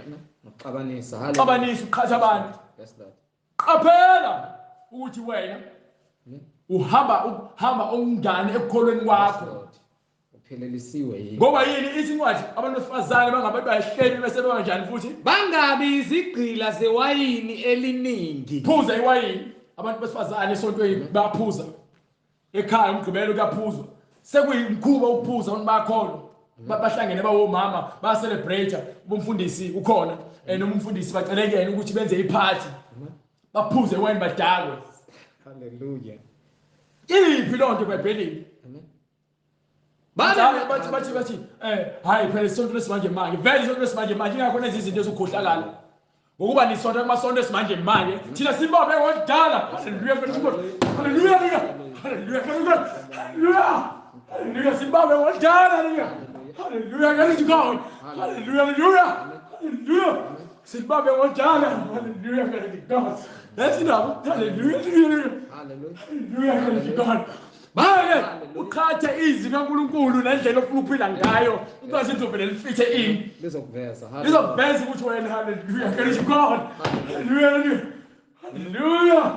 Hallelujah. Babe ngabafundisi bokuhle. Hallelujah. Hallelujah. Hallelujah glory to God. babe ngabafundisi bokuhle. Hallelujah. Hallelujah. Amen. Hallelujah. Hallelujah. Hallelujah. Hallelujah. Hallelujah. Hallelujah. God. Hallelujah. Hallelujah. God. Hallelujah. Hallelujah. Sibabele.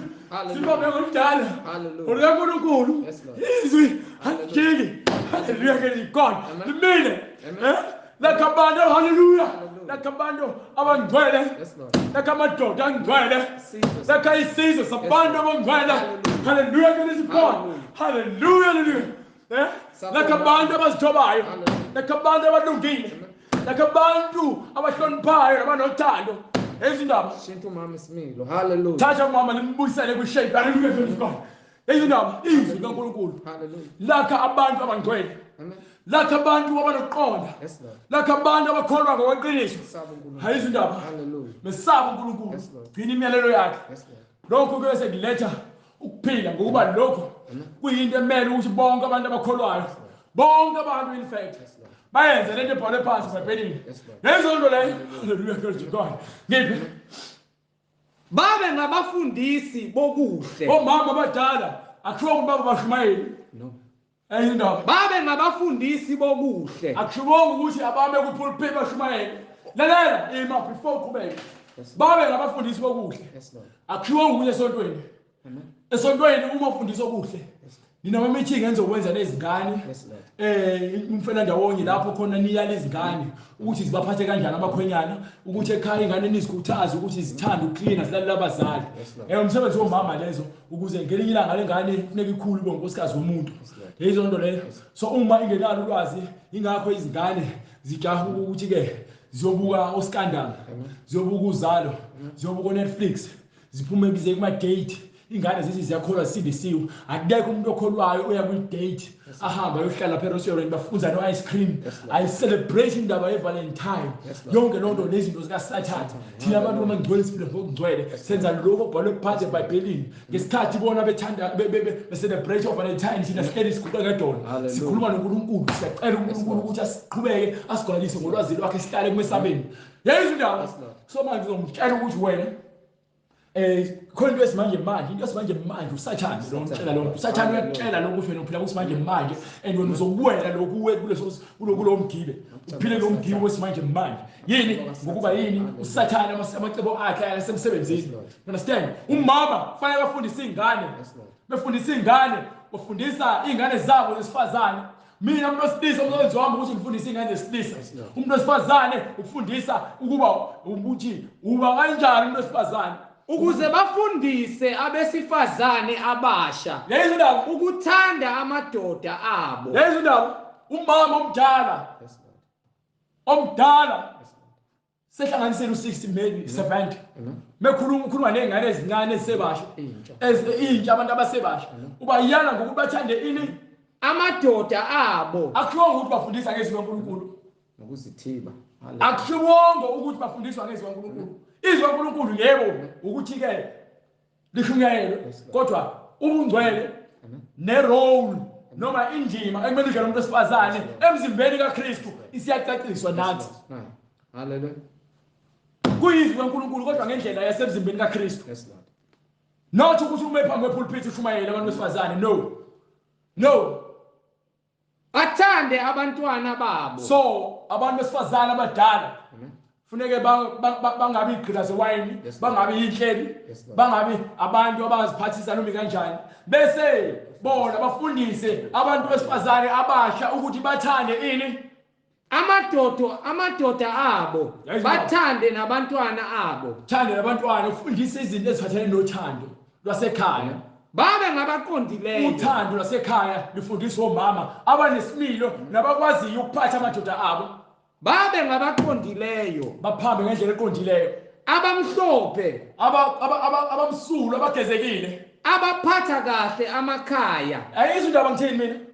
Khuluma ngekhaya. Kusho ukuthi esontweni? No. Yazi indaba ekhaya. So uzongitshela ukuthi wena eBhayibheli lana kufundiswa ukuthi abafundise khona umunye engakhuluma nawe wesifazane. Wafuna ukulwa nami ethi ke leBhayibheli le scripture ukuthi umuntu wesifazane angafundiswa noma abe yini. Ngathi mina libhale phansi.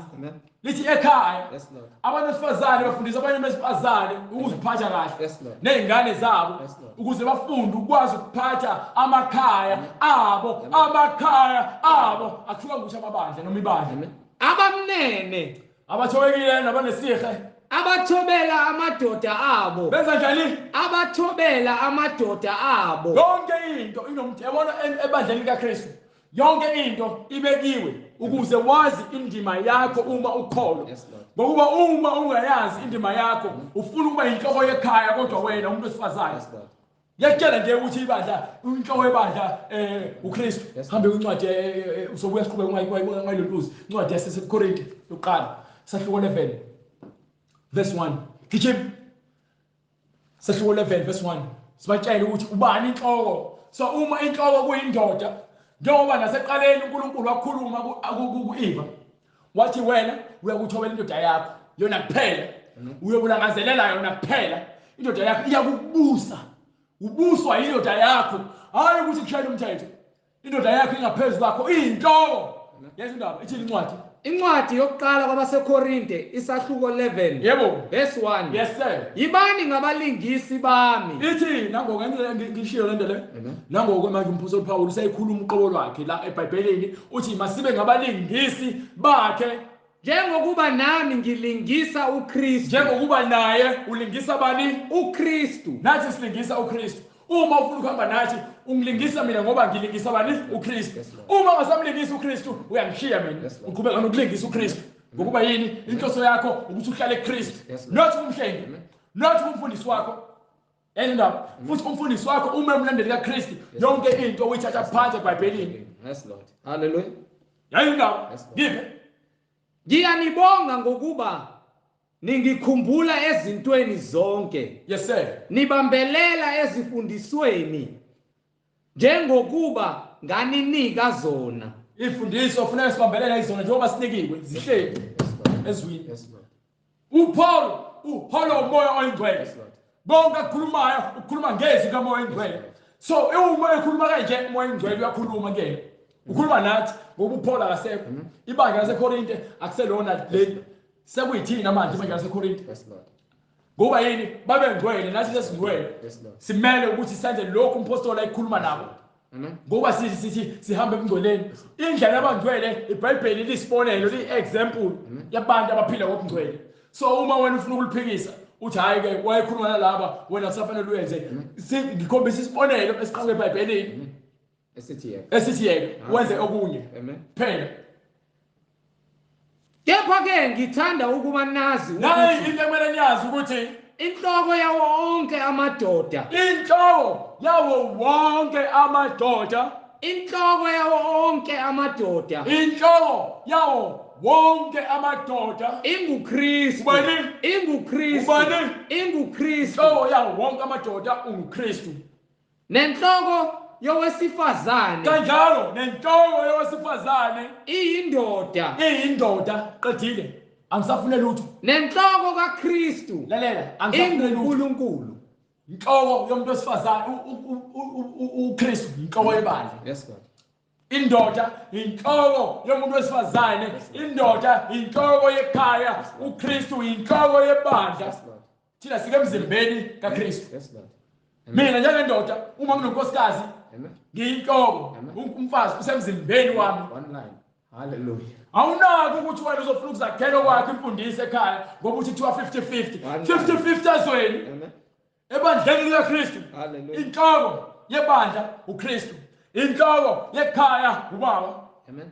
ngeke uze uphambanisa lokho ngoba naku ukuthi wena ufuna ukufitha imfundiso zabantu ababhubhisa izwe One line. Hallelujah. angeke sivumele lokho buyela ngale le ncwadi Hallelujah. Bese silungisa. hayi angifuni isithathe isikhathi Hallelujah. yonke into inesikhathi sayo bright yonke into inesikhathi sayo umoya ongcwele kumele asihole Hallelujah. singathi ngoba naku sesibona bese siba excited kakhulu Amen. kufuneka sisambe ngezwi njengoba lisinika manje ngifuna siqedele le ncwadi le bese emva kwalokho siyavala Hallelujah. ngiphe Ukuze babe ngabaqondileyo. Lapho. Incwadi yompostoli uPaul yes sir uThito isahluko sesibili yebo verse 5. yes sir Babe ngabaqondileyo obani abesifazane funeka babe ngabaqondileyo abamhlophe abaphatha kahle amakhaya ukuze ukwazi ukuphatha kahle ikhaya lakho funeke wazi imfundiso kaNkulunkulu funeke wazi ubungcwele ukuthi busho ukuthini ngeke siphathe iBhayibheli sonke kodwa singazi ukuthi khonani phakathi khona ingcebo la khona ukuphila la eBhayibhelini manje ngitshela ukuthi niphathe amaBhayibheli bese nithandaza nize nikhale inyembezi kodwa niphambene nokwenza intando kaNkulunkulu niphambene ngwamalengiso yezwe incwadi ukuthi ke bamkhonza ngemlomo kodwa ngenhliziyo abamkhonzi imisebenzi yabo iyenyanyeka yini niyaliphatha iBhayibheli kodwa aninalo ulwazi oluphakathi eBhayibhelini niliphethe noma nalo Sunday school hallelujah Sunday school ungcono ngoba kuthiwa isikulu kuyafundwa laba akazi ubizwa ngani lento le bamnene abathobekile abathobela amadoda abo bese bezithoba kuba khonyana babo ukuba izwi likaNkulunkulu lingahlanjalazwa ukuze izwi likaNkulunkulu lingezuhlambalazwa njengoba ke uSara naye wayesho inkosi yami kumkhonyana wakhe nawe kumele ukusho lokho ukuthi mkhonyana wami inkosi yami yebo ukhona uNkulunkulu kodwa ekhaya bese nibo babili mkhonyana inkosi yakho nayo umkhonyana wakho njengoba nami sithi inkosi kuJesu nawe uthi inkosi kuJesu kodwa ke uyinkosi yethu sonke wena umuntu esifazane mina ngiyinkosi yakho bhalwe phansi eBhayibhelini ngiphe incwadi lesibili kaPetru sahluko sesithathu khona sobakhombisa bangaze bathi mhlambe sengifake imfundiso yami uyabona ke manje yena ke usesifundisela into esonto yena asiyazi lonto eBhayibhelini ayikho usiyasiposela hayi asambe sencwadini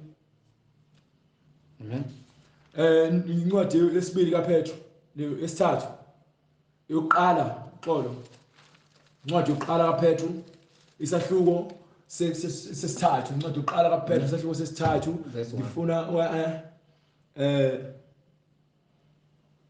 okay starting from verse 1 it's fine incwadi yokuqala kaPetru start from verse 3 isahluko sesithathu ivesi lesithathu yes sir ukuhlaba kwenu manje ugqoka kwenu nina abantu besifazane makungabi okungaphandle nisihlobise ngikhulumile ngendaba zama makeup nama wigi nopende ebusweni emlomeni wakho amacici nezimpahla eziveza amahlombe nama cleavage lezo impahla zifunakala esontweni funeka uzimboze isiketi sakho singabi ngenhla kwamadolo sicishe sibe ngaphansi kwamadolo bese uthi emva kwalokho okunye futhi okubalekile ibhluke awuhlangani nalo yes lord hallelujah umboza ikhanda lakho emosontweni uzothandaza uyamboza ikhanda lakho iyatshela incwadi futhi lo ngikushoyo egcwalisa incwadi ithini ukuhloba kwenu makungabi ngokungaphandle ukuhloba kwenu makungabi ngokungaphandle okokwaluka izinwele nokukufaka igolide yizindaba okokwaluka izinwele uthatha inwele ngezona zakho uzifake ekhanda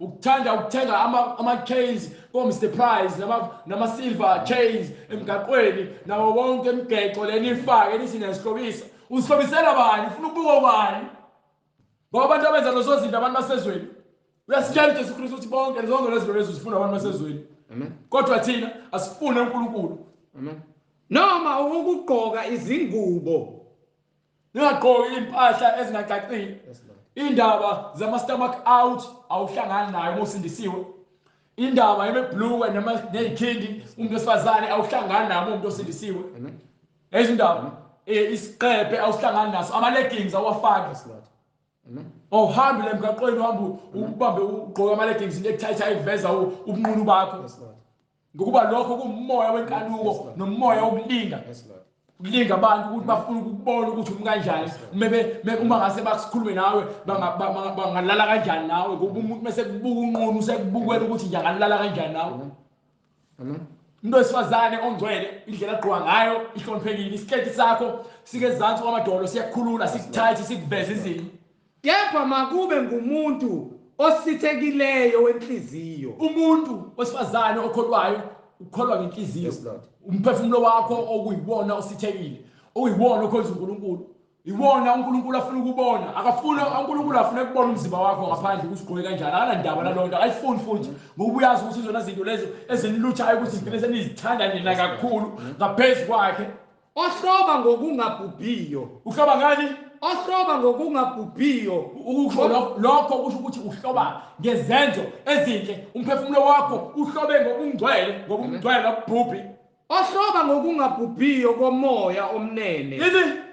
Ohloba ngokungabhubhiyo komoya omnene onokuthula. Yenza lento le uyazotha, uyathula, uthobekile. Okuyigugu phambi kukaNkulunkulu. Kuyigugu phambi kwabani?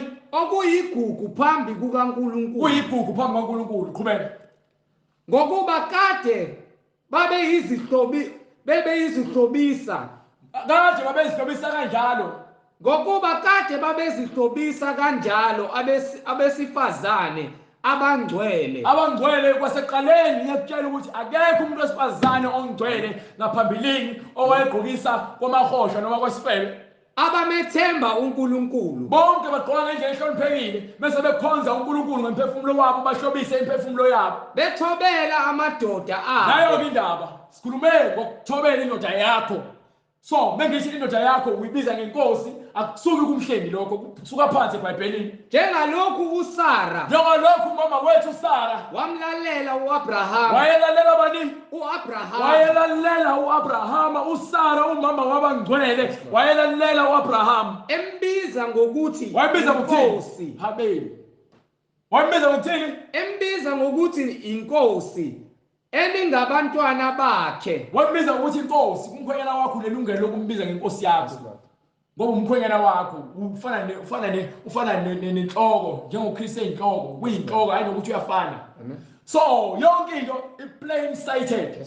Ibhalwe phansi eBhayibhelini. Hallelujah, glory to God. Eningabantwana bakhe uma nenza okuhle. Singabantwana bakhe uma senzani? Okuhle. Singabantwana bakhe uma senzani? Senza okuhle. Sara wabiza ubani? uAbraham.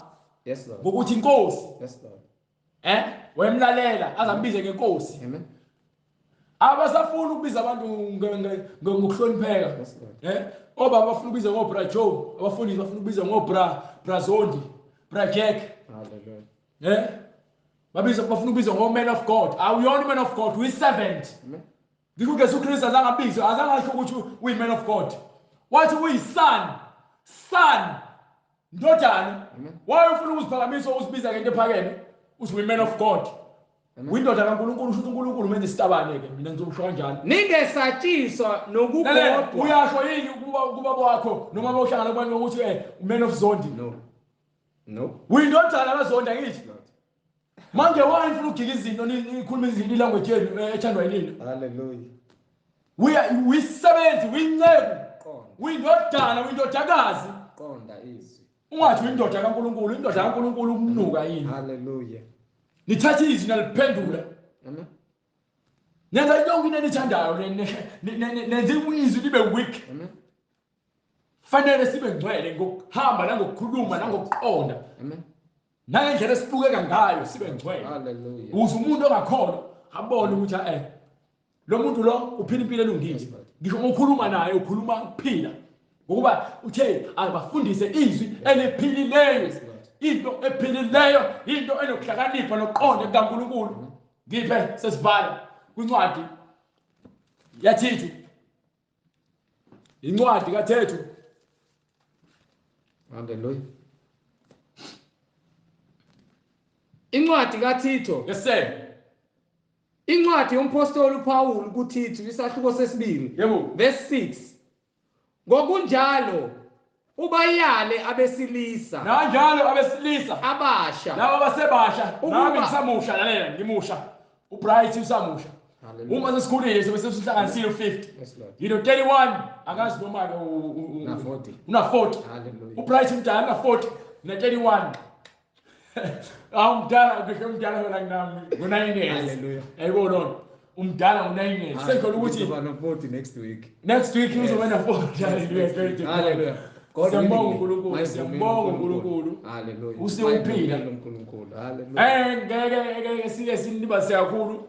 Sithi thina abantu abasha, mina ngimusha mina. Kodwa izwi ngikhuluma izwi labantu abadala. Lezi izwi labantu abadala ngokuba bonke abantu uMoses ngifuna ukwenza isibonelo ngoMoses. uMoses waphuma eGibhithe ebalekela uFaro emva kokuthi ebulale isosha lakhona ena 18 years. Yes, Lord. Yayizolondo leyo. Waphuma uMoses wahamba ohlala ehlane wasohlala noJethro waze waba na 8 years. uNkulunkulu wasibonakalisa kuMoses eseno 80. Yes, Lord. Wabuya waye eGibhithe wayokhipha abantwana bakwaIsrayeli. 40 years ehlele ehlane. Wayeseyofa ena 123 mangaphosisi. Emva kwalokho uNkulunkulu wazibonakalisa kuMoses esemdala. Yes, Lord. Wakhuluma kuyena izwi uMoses olibhala phansi esemdala konke uMoses wayekwenza wakwenza esemdala. Yes, Lord. Kodwa ngenxa yokuthi khona into ayisho uNkulunkulu kwincwadi yaJoel wathi ngezikhathi ezizayo Yes, Lord. ngokuba izwi kwakumele linikwe abantu abadala babhale phansi yonke into baphathiswe nomthetho ngoba isho incwadi naseJerusalema kwangabafundisi Amen. namakhosi nababusi bese kuzoba khona abantu abadala. Abantu abadala njalo izinto zikhulunywa nabo ngoba ibona sebenolwazi. Yes, Lord. Amen. So abantu babadala bamanje abasenalo ulwazi. Ingakho ke uNkulunkulu wathi kwincwadi kaJoel chapter 2 verse 28 wathi kuyakuba khona izikhathi ezizayo 2:28. Yes, Lord. Hallelujah. Ngifuna ukuthi nje uyifunde khona bezo understand ukuthi yini eyenza ukuthi sibe nokuhlakani kwaNkulunkulu umoya oyingcwele ambule nalezinto lezi esizikhulumayo sisebancane sikhulume izwi labantu abadala ingokuba kubhaliwe phansi ukuthini. Incwadi uJoel isahluko sesibili verse 22 verse 28. Yes, sir. Kuyakuthi ngasemumva Yothi ezikhathi ezizayo ngithulule umoya wami phezu kwayo yonke inyama. uthini? Kuyakuthi ngasemumva ngithulule umoya wami Yobe sekunikela umoya wakhe oyingcwele phezu kwayo yonke inyama. yebo. Amadodana enu Amadodana ithina labo namadodakazi enu nosisi bethu ayakuprofetha. babe sebeprofetha Abadala benu baphuphe amaphupho. babe namaphupho Izinsizwa zenu bese kuthi abantu abasha zibone imibono. zibone imibono ingokubana kubhalwe phansi konke kugcwaliswa isiprofeto. Amen. Sikhuluma izwi Amen. elisibonakaliso nelisambulo. Yes, Lord. Sikhuluma imfihlakalo Yes, yabantu abadala. Yes, Lord. uNkulunkulu wayinika abantu abadala nobaba bethu ebungcweleni Amen. ukuze ke isizukulwane esilandelayo uNkulunkulu uthi besethela umphefumulo wakhe noma umoya wakhe oyingcwele awunike noma ngabe ubani anomusa kuyena Naphezu kwezinceku nezincekukazi naphezu kwezinceku nezincekukazi. ngalezo zinsuku Ngalezo zinsuku ngiyakuthulula umoya wami. eyona izona lezo zikhathi manje Amen. mocanga ukuthi ngikhuluma lezi zinto ngoba nakuyela esikoleni no. Amen. Lezi zinto lezi ezikamoya oyingcwele ngokuba ukhulumile. Yes, Lord. Uma wena uzokuyela esikoleni kodwa ungazikhulumi lezi zinto lezi hallelujah glory to God ubaba wakho usathana uyabhola ukholela esifogweni. So incwadi njengoba ithi ngale kwincwadi yaThithu sahluko 2 abantu izinsizwa fanele ziyalwe. Mina nami nginsizwa ngisamusha fanele ngiyale abanye abafowethu ngiphinde ngiyale nabantu abadala ngokuba incwadi iyasho kwincwadi kaTimothy ithi umuntu omdala myale njengobaba wakho ungamhahamezi. So anginalo ilungelo ukuthi ngikhulume nomuntu omdala ngathi ngikhuluma nontanga wami ngivele ngimemeze ke. Kufanele ngikhombise ukuthobeka nokuzithoba nokuhleleka ukuthi mina ngifundisekile ngokuba yini uNkulunkulu uphila kumina. Hallelujah. uNkulunkulu uphila kumina ungangifundisa indlela ukuthi ngikwazi ukukhuluma. So mengikhuluma ngisuke ngiyala ngiqondisa ngifundisa ngikhuza ukuze indoda kaNkulunkulu ipheleliswe kuyona yonke imisebenzi emihle. Incwadi yompostoli uPaul kuThitho isahluko sesibili verse 6. Yes sir. Ngokunjalo ubayale abesilisa abasha. So abantu besilisa nabo kufanele bayalwe abakholwayo abangcwele ukuthi awukwazi ukuthi uzothi ungcwele ugqoke skinny jean. Yes, Lord. Esontweni ufuna ukufaka amawashi nama-t-shirt amancane anipintshayo nezikhindi ezincane. Amaphefumulo abizayo. Faka amaphefumulo abizayo ukuthi ufuna osisi abancane bakuzwe kahle ukuthi unukahle usebenza kahle. Ubani unendaba naloo nto leyo? Ubani unendaba naloo nto ngoba loo nto leyo kwandisela ukuthi wena ufuna i-attention. Ikwenza ukuthi uzithande kakhulu ngaphezu kaNkulunkulu. Awusayele esontweni ukuyothatha izwi. So uyena ukuthi wena esontweni manje ufuna ukuyozwakala ukuthi ukhona. Fashion show. Hallelujah. Amen. Amen. Indoda kaNkulunkulu ugqoka indlela ehloniphekile. Yes, Lord. Mawugqoka isuit awugqoka isuit epink. Amen. Awuhlobisi isuit yakho ngeimbali nangama chains. Awugqokela ukubukwa. Akuyona ifashion show isonto. No. Mawugqoka ugqoka ngendlela ehloniphekile. Yes, Lord. Sazongikhombisa nezithombe namavideo abantu abahlophekile abangcwele kuba gqoka kanjani. Ngoba kufanele nikwazi lokho. Amen. Amen. Hayi ukuthi wena namhlanje uyesontweni ugqoke kahle bese uphuma ekhaya uyoklotshebhisa ibhluk ulibeke ezantsi kwezini. Hallelujah. Uyophuza ubhiya. Emva kwalokho futhi wena ugqoka ikhindi ezincane emgaqweni uyahamba awukwazi ukwenza lokho. No. uNkulunkulu bathi bebonile banqunu bazifihla imizimba yabo. Yes, Lord. uNkulunkulu wasebakhela izikhumba wabamboza imizimba yabo. Why wena ufuna umzimba wakho ubukwe yilona lonke izwe? Babe ngabaqondileyo. Kufanele uqonde inqondo yakho ebemsulwa. Amen. Inhliziyo yakho ibemsulwa. Kufanele siqonde ukuthi sikholelwa ini. Kufanele sihloniphe. Ezindaba. Uzibonakalise kukho konke ube isibonelo semsebenzi emihle. Yazi iBhayibheli ithini? Yes, Lord. Uzibonakalise kukho konke ukuthi wena ungcwele. Yes, Lord. Ungakhuluma ungcwele ngoba naku ufuna ukuimpress abantu. Ziphathe ngobungcwele. Yes, Lord. Phila. Hallelujah. Ziphathe ngobungcwele uphile. Yes, Lord. Ukuze noma sewukhuluma ukukhulume ngendlela efanele. Ngoba isibula sifuna ukuthi sizwakale ukuthi sona si right. Amen. Bese sikhuluma izinto ezilungile ngesikhathi esirong. Yes, Lord. Zingasazwakala izinto eziright ngokuba ziphume ngesizini erong. Yes, Lord. Kanti ohlakaniphile ubamba ukuthula kwakhe alinde isikhathi esifanele sokukhuluma. Bese ekhuluma akhuluma ukuphila. Ngokuba yini? Uphelelisiwe kuNkulunkulu. uNkulunkulu uziphelelisiwe kuyena. Ukuqonda izinto zikaNkulunkulu kudinga wena ukuthi uzithobe. Yes, Lord. Phela ingakho ke incwadi yezenzo lesibili, incwadi yezenzo enhloko sesibili. Incwadi yezenzo chapter 2 verse 38. Act 2:38. uPetru wayesethi Pendukani. Yilowo nalowo abhaphathiswe. So inesikhathi manje sokuthi mawubona ukuthi indlela ohamba ngayo ayiqondile, thatha isinqumo sokuthi wena ufuna ukuphenduka. Uyobe sewuphenduka. Mase vakala usuphendukile, kufanele ubhaphathiswe. Bhaphathiswa kusho ukuthi ufanele ugezwe izono zakho. Yonke lento ozisola ngayo uyenze ungahloniphi, ukukhohlakala nokungcola kwasenyameni, usufuna ukugezwa. Usiko likaNkulunkulu ukuthi wena ungene emanzini ubhaphathiswe egameni likaJesu Kristu. Bese uthethelelwa izono zakho. Uyobe sewunikwa isiphiwo sikaMoya oNgcwele uma uqhubeka nokuhamba ekukholweni. Amen. Hallelujah. Ngokuba lesithembiso esethu esabantwana benu esaba bonke abakude inkosi uNkulunkulu wethu yababiza. Wafakaza nangamanye amazwi amaningi wabayala wathi Zisindiseni lesizukulwane esiphambeneyo. Zisindiseni kulesizukulwane esiphambeneyo. Yothi-ke bese ufuna ukusindisa lesizukulwane sufuna ubhaphathiswa. Ngoba awunabhaphathiswa nomani, ufuna ubhaphathiswe yile evangeli. Noma kuphi so yenza indlela ukuthi sifinyelele kuwena. Ubhaphathiswe egameni likaJesu Kristu. So ishimi niningwane. Sicela siba lomkhuleko futhi. Baba, egameni lenkosi yethu Jesu Kristu, uNkulunkulu onamandla, siyalibonga izwi lakho elifikile ezimpilweni zethu, elifikile ezinhlizweni zethu njengamanje liyalungisa. Siyabonga Nkosi ukuba lifika nokuthi abantu liyinkemba liyahlaba ngaphakathi lihlukanisa wonke amalunga omzimba, umkantsha nomphefumulo.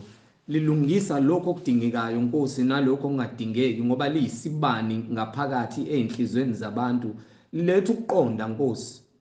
Makube yiloyo naloyo Nkosi othatha isinqumo sokuthi yena uyaphenduka njengamanje uyakuzwa ukhuluma naye ngoba wena umuntu uyamazi inhliziyo yomuntu wena Nkosi okwazi ukukhuluma nayo. Umgcine azangene emanzini ngoba isinqumo sebesithathile. Bayayibona ubuze babo Nkosi ukuba bayizoni nokuthi akekho omunye umsindisi ngaphandle kwakho Nkosi yethu Jesu Kristu.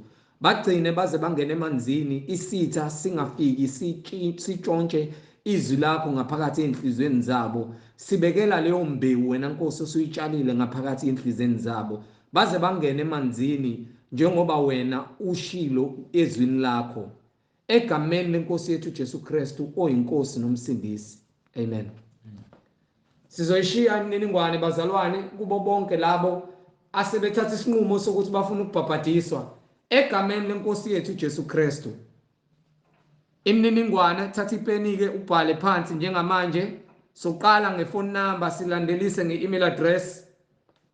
Inumber ithi 066 566 9245. 066 566 9245. Ngilandelise nge-email address izwi lenkosi .ujesuKristu@gmail.com. izwi lenkosi .ujesuKristu@gmail.com. Intshumayelo ziyatholakala zonke ngokuphelele kwazo ku-YouTube. Uzokwazi ukuthi usubscribe uyithole zonke intshumayelo zisashisa ngokuphelele kwazo. Ku-YouTube uthi izwi lenkosi uJesu Kristu. Musu uyakwazi ukusubscribe uthumele nezintshumayelo kuzo zonke ihlobo zakho nabangani bakho nabo bezoyizwela izwi likaNkulunkulu. Ku-YouTube uthi izwi lenkosi uJesu Kristu. Uyithole intshumayelo ungakhohlwa ukusubscribe. Na ku-Instagram siyatholakala ku-Instagram ihandle uthi izwi lenkosi uJesu Kristu. Ukwazi ukufollowisha nokuthi usende ama-DM sikwazi ukuxhumana. Izwi lenkosi uJesu Kristu. Sikwazi ukuxhumana ku-Instagram usende ama-DM ufollowishe. Amen.